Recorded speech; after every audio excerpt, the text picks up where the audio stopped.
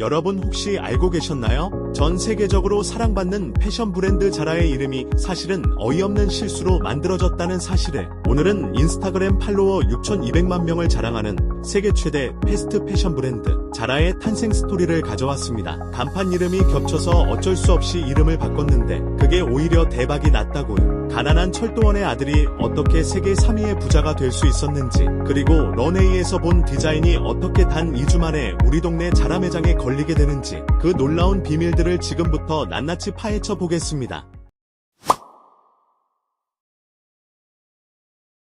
1963년 스페인의 작은 마을 라코루냐, 27살의 젊은이 아만시오 오르테가는 누빈 목욕 가운을 만드는 작은 공장을 운영하고 있었습니다. 가난한 철도원의 아들이었던 그는 어린 시절 어머니가 가게에서 외상값을 갚지 못해 상인에게 모욕당하는 모습을 목격하고 나는 반드시 성공해서 다시는 이런 수모를 겪지 않겠다라고 다짐했죠.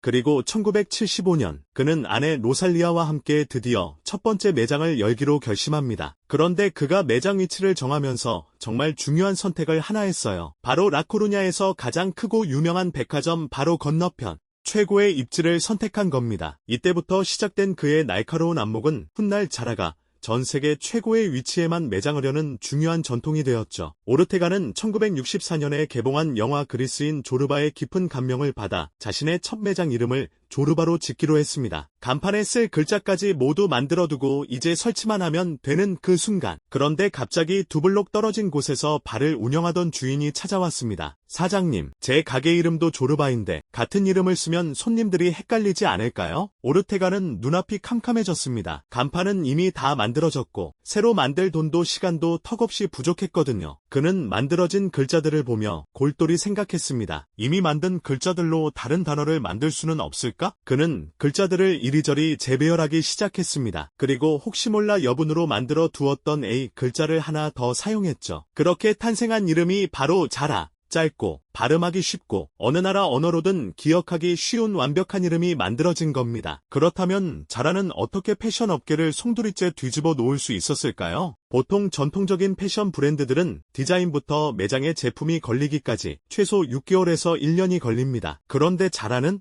믿기 힘드시겠지만 단 2주면 충분합니다. 이게 어떻게 가능할까요? 첫째, 수직 계열화입니다. 디자인부터 생산, 유통까지 모든 과정을 자라가 직접 통제하기 때문에 불필요한 시간 낭비를 없앤 거죠. 둘째, 대부분의 생산을 스페인과 포르투갈, 모로코 등 본사와 가까운 곳에서 진행합니다. 거리가 가까우니 운송이 빠를 수밖에 없겠죠? 셋째, 소량 생산 전략입니다. 한 번에 대량으로 만들지 않고 조금씩 자주 만듭니다. 이렇게 하면 재고 부담도 줄이고 최신 트렌드를 즉각 반영할 수 있죠. 넷째, 실시간 데이터 분석입니다. 전 세계 매장의 판매 데이터가 스페인 본사로 즉시 전송되어 어떤 옷이 잘 팔리는지, 어떤 사이즈가 부족한지 실시간으로 파악합니다. 그 결과는 파리 패션위크에서 오늘 본 최신 디자인이 2주 후면 우리 동네 자라 매장에 걸려있는 마법 같은 일이 벌어지는 겁니다. 그리고 여기에 자라의 천재적인 심리 전략이 하나 더 숨어 있어요. 자라는 인기 제품이라도 재입고를 거의 하지 않습니다. 지금 안 사면 다시는 못 산다. 이 놓칠지도 모른다는 불안감, 즉 포모 마케팅이 고객들의 즉각적인 구매를 유도하는 거죠. 매주 수요일과 토요일, 새 제품이 들어오는 날이면 자라 매장이 사람들로 북적이는 이유가 바로 여기에 있습니다. 2025년 현재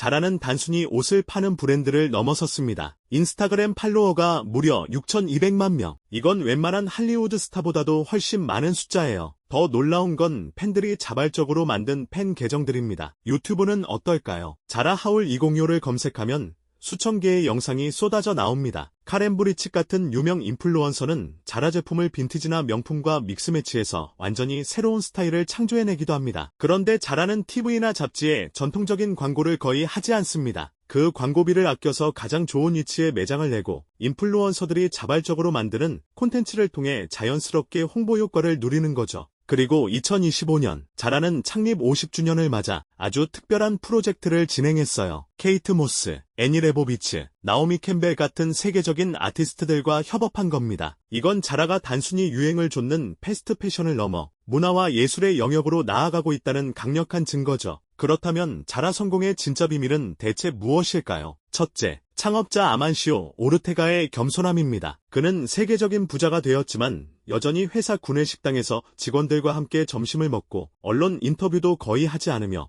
묵묵히 자신의 일에 집중합니다. 둘째, 위치 선정의 철학입니다. 처음 매장을 열 때부터 지금까지 자라는 항상 그 도시에서 가장 상징적이고 유동인구가 많은 최고의 입지를 고집합니다. 셋째, 철저한 고객 중심 사고입니다. 고객이 원하는 것을 가장 빠르게 파악해서 제공한다는 단순하지만 강력한 철학이 자라를 움직이는 핵심 동력입니다. 넷째, 우연을 기회로 만드는 유연함입니다. 조르바가 될 수 없어서 자라가 됐듯이 예상치 못한 위기 상황을 오히려 새로운 기회로 만드는 놀라운 순발력이 있었죠. 또한 자라는 소셜미디어라는 새로운 플랫폼을 통해 Z세대와 끊임없이 소통하며 미래를 준비하고 있습니다. 여러분은 자라에서 구매했던 아이템 중에 가장 만족스러웠던 것이 무엇인가요? 여러분의 이야기를 댓글로 자유롭게 남겨주세요. 구독과 좋아요, 알림 설정 잊지 마시고요. 다음 영상에서 만나요. 감사합니다.